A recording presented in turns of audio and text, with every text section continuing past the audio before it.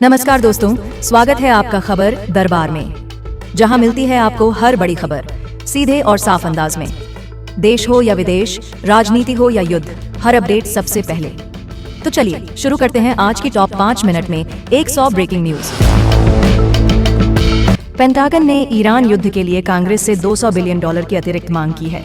Trump ने NATO सहयोगियों को कायर कहकर दोष दिया। अमेरिकी सेना ने हॉर्मुज फिर से खोलने के लिए बड़े ऑपरेशन शुरू किए, लेकिन ईरान का प्रतिरोध मजबूत बना हुआ है। कतर के LNG प्लांट पर ईरानी हमलों से भारत की गैस आपूर्ति बुरी तरह प्रभावित हुई है। सरकार ने रूस से अतिरिक्त तेल टैंकर मंगवाए हैं। आज कई जहाज पहुंच रहे हैं, लेकिन LPG की कालाबाजारी और महंगाई से आम लोग परेशान हैं। भारत में कुकिंग गैस संकट पर विरोध प्रदर्शन जारी है। कई शहरों में रैलियां और रोड ब्लॉक, उद्योग बंद होने की कगार पर। पीएम मोदी ने कहा कि देश इस ऊर्जा संकट से सफलतापूर्वक निपटेगा, अफवाहों पर विश्वास न करें। इजरायल के पीएम नेतन्याहू ने वीडियो जारी कर मौत की अफवाहों का खंडन किया। कहा कि युद्ध में अच्छी प्रगति हुई है, लेकिन ग्राउंड ऑपरेशन जरूरी है। ईरान के साउथ पार्स गैस फील्ड पर हमले से वैश्विक ऊर्जा बाजार हिल गया है। ईरान के विदेश मंत्री ने चेतावनी दी कि एनर्जी साइट्स पर और हमले हुए तो कोई संयम नहीं बचेगा। गल्फ देशों ने UN में इमरजेंसी मीटिंग बुलाई। रूस चीन ने रेजोल्यूशन पर एब्सटेन, हॉर्मुज में सुरक्षित नेविगेशन की मांग तेज। अमेरिकी F-35 स्टेल्थ फाइटर को ईरान के ऊपर दुश्मन फायर से नुकसान पहुंचा। इमरजेंसी लैंडिंग हुई, जांच शुरू। यह बड़ा झटका है। पेंटागन ने युद्ध फंडिंग बढ़ाने पर जोर दिया है। WHO ने ईरान युद्ध में न्यूक्लियर खतरे के वर्स्ट केस सिनेरियो की तैयारी की बात कही। क्षेत्रीय डायरेक्टर ने कहा कि न्यूक्लियर इंसिडेंट से दशकों तक नुकसान होगा। स्टाफ पूरी तरह अलर्ट पर है। स्विट्जरलैंड ने ईरान युद्ध के कारण अमेरिका को हथियार निर्यात रोक दिया।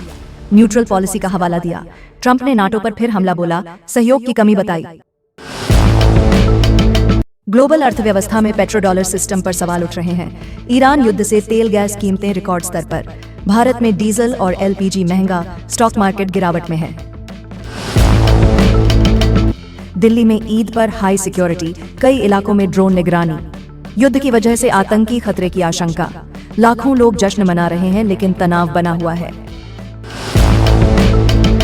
मुंबई में LPG सिलेंडर 1,800 रुपए तक पहुंच गया। कालाबाजारी बढ़ी। सरकार जांच में जुटी। लोगों में गुस्सा, प्रदर्शन तेज हो गए हैं। लखनऊ में भारी बारिश और ओले से जल भराव, तापमान गिरा। यूपी के कई जिलों में रेड अलर्ट, फसलों को नुकसान की आशंका। अमेरिका ने ईरान के सुप्रीम लीडर के बेटे पर बड़ा इनाम रखा। ईरान ने इसे युद्ध बढ़ाने की साजिश बताया। पश्चिम बंगाल में चुनावी हिंसा, BJP TMC कार्यकर्ता आमने सामने। चुनाव आयोग ने फोर्स बढ़ाई। भारत ने रूस से और तेल मंगवाया। ऊर्जा संकट कम करने की कोशिश, लेकिन कीमतें नियंत्रण से बाहर। चेन्नई में ईरान युद्ध विरोधी रैली, हजारों सड़कों पर। अमेरिका इजरायल के खिलाफ नारे। इजरायल ने आज फिर ईरान की राजधानी तेहरान पर जोरदार एयर स्ट्राइक किए, जिससे कई सैन्य ठिकाने तबाह हुए। हमलों के बाद पूरे शहर में डर और अफरा तफरी का माहौल बना हुआ है। अमेरिका ने मध्य पूर्व में 2,500 मरीन सैनिक तैनात कर दिए हैं। इससे युद्ध और ज्यादा खतरनाक स्तर पर पहुंचता दिख रहा है। ईरान ने जवाबी कार्रवाई करते हुए हिंद महासागर में अमेरिकी ब्रिटिश बेस पर मिसाइल दागी। इससे युद्ध अब वैश्विक रूप लेता जा रहा है। हॉर्मुज जलडमरू मध्य लगभग बंद हो चुका है। इससे दुनिया भर में तेल सप्लाई पर भारी असर पड़ा है। तेल की कीमतों में 50% तक उछाल देखने को मिला है। भारत समेत कई देशों की अर्थव्यवस्था पर दबाव बढ़ गया है। इजरायल ने ईरान के गैस फील्ड पर बड़ा हमला किया, जिससे ऊर्जा संकट गहरा गया। यह हमला युद्ध का बड़ा टर्निंग पॉइंट माना जा रहा है। ईरान ने कई देशों के तेल ठिकानों पर जवाबी हमले किए। खाड़ी क्षेत्र में तनाव चरम पर पहुंच गया है। अमेरिका और इजरायल के बीच युद्ध रणनीति को लेकर मतभेद सामने आए हैं। इससे गठबंधन में दरार की खबरें तेज हो गई हैं। अमेरिका के राष्ट्रपति ने संकेत दिया कि वह जल्द युद्ध कम करने पर विचार कर सकते हैं, लेकिन जमीनी हालात अभी भी बेहद तनावपूर्ण हैं। ईरान में विरोध प्रदर्शनों के बाद कई लोगों को फांसी दी गई। मानवाधिकार संगठनों ने इसे गंभीर चिंता बताया है। इजरायल ने ईरान के बड़े नेताओं को निशाना बनाते हुए कई हाई प्रोफाइल हमले किए। इससे ईरान की राजनीतिक व्यवस्था हिल गई है। तेहरान और बेरूत दोनों जगह इजरायल के हमले तेज हुए हैं। हजारों लोग विस्थापित हो चुके हैं। ईरान के नए सुप्रीम लीडर ने युद्ध जारी रखने का ऐलान किया। उन्होंने इसे अंतिम लड़ाई बताया है। युद्ध के कारण अंतर्राष्ट्रीय फ्लाइट्स पर असर पड़ा है। कई एयरलाइंस ने अपनी सेवाएं कम कर दी हैं। वैश्विक बाजारों में भारी गिरावट देखी गई। निवेशक युद्ध के कारण डर के माहौल में हैं। भारत के तेल रिफाइनरियों पर मध्य पूर्व संकट का असर दिखने लगा है। कच्चे तेल की सप्लाई बाधित हो रही है। भारत सरकार हालात पर लगातार नजर बनाए हुए है। विदेश मंत्रालय ने आपात बैठक बुलाई है। विदेशों में फंसे भारतीयों को निकालने की तैयारी तेज हो गई है। पहले भी ऑपरेशन सिंधु के तहत लोगों को बचाया गया था। भारतीय शेयर बाजार में भारी उतार चढ़ाव देखने को मिला। निवेशकों में डर का माहौल बना हुआ है। पेट्रोल डीजल की कीमतों में जल्द बढ़ोतरी की आशंका जताई जा रही है। भारत ने सभी नागरिकों को मध्य पूर्व यात्रा से बचने की सलाह दी है। एयर स्पेस खतरे के कारण कई भारतीय फ्लाइट्स डाइवर्ट की गई हैं। रक्षा मंत्रालय ने सुरक्षा एजेंसियों को हाई अलर्ट पर रखा है।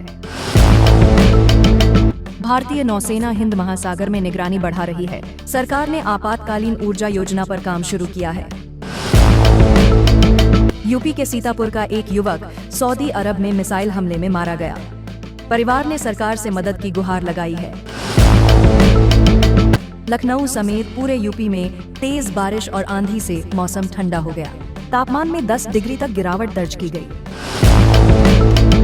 कई जिलों में ओलावृष्टि से किसानों की फसल को नुकसान हुआ। प्रशासन ने अलर्ट जारी किया है। लखनऊ में मार्च का सबसे ठंडा दिन रिकॉर्ड किया गया। मौसम विभाग ने इसे असामान्य बदलाव बताया। यूपी में नवरात्र के बाद बड़े राजनीतिक बदलाव की तैयारी है। मंत्रिमंडल विस्तार की चर्चा तेज हो गई है। भाजपा और संघ के बीच लगातार बैठकों का दौर जारी है। संगठन को मजबूत करने पर फोकस है।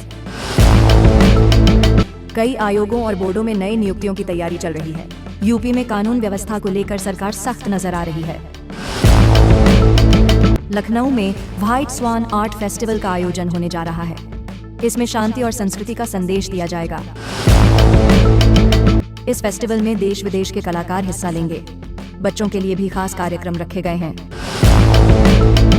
यूपी में मौसम बदलने से स्वास्थ्य विभाग ने एडवाइजरी जारी की है। कई शहरों में जलभराव और ट्रैफिक जाम की समस्या देखी गई। किसानों को नुकसान के आकलन के लिए टीम भेजी गई है। यूपी में आगामी चुनावों को लेकर राजनीतिक हलचल तेज हो गई है। प्रशासन ने आपदा प्रबंधन टीमों को अलर्ट मोड पर रखा है। इजरायल ने ईरान के मिसाइल लॉन्च साइट्स को टारगेट करते हुए सटीक हमले किए। इन हमलों में कई बैलिस्टिक मिसाइल सिस्टम नष्ट कर दिए गए। ईरान ने जवाब में इजरायल के उत्तरी हिस्सों पर रॉकेट दागे। कई शहरों में सायरन बजने से लोग बंकरों में छिपने को मजबूर हुए। अमेरिका ने अपने एयरक्राफ्ट कैरियर को फारस की खाड़ी में तैनात किया। इससे सैन्य ताकत का बड़ा प्रदर्शन देखने को मिला। संयुक्त राष्ट्र में युद्ध रोकने को लेकर आपात बैठक बुलाई गई, लेकिन अभी तक कोई ठोस समाधान सामने नहीं आया है। ईरान ने साइबर हमले के जरिए इजरायल के कुछ सिस्टम ठप कर दिए। इससे डिजिटल युद्ध भी तेज होता नजर आ रहा है। इजरायल की सेना ने दावा किया कि उसने कई ड्रोन हमले नाकाम किए। एयर डिफेंस सिस्टम लगातार सक्रिय रखा गया है। खाड़ी देशों ने अपने एयर स्पेस को सीमित कर दिया है। इससे अंतर्राष्ट्रीय उड़ानों पर भारी असर पड़ा है। ईरान के तेल टैंकरों पर हमले की खबरें सामने आई हैं। समुद्री मार्ग अब बेहद असुरक्षित हो गया है। इजरायल में आपातकाल जैसे हालात घोषित कर दिए गए हैं। स्कूल और सार्वजनिक कार्यक्रम बंद कर दिए गए हैं। युद्ध के कारण लाखों लोग प्रभावित हो रहे हैं। राहत एजेंसियां लगातार मदद पहुंचाने में जुटी हैं।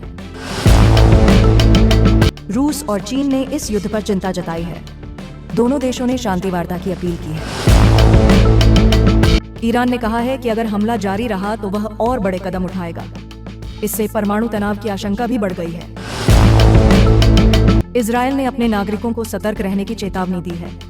हर शहर में सुरक्षा बढ़ा दी गई है। कई अंतर्राष्ट्रीय कंपनियों ने अपने ऑफिस बंद कर दिए हैं। कर्मचारियों को सुरक्षित स्थानों पर भेजा जा रहा है।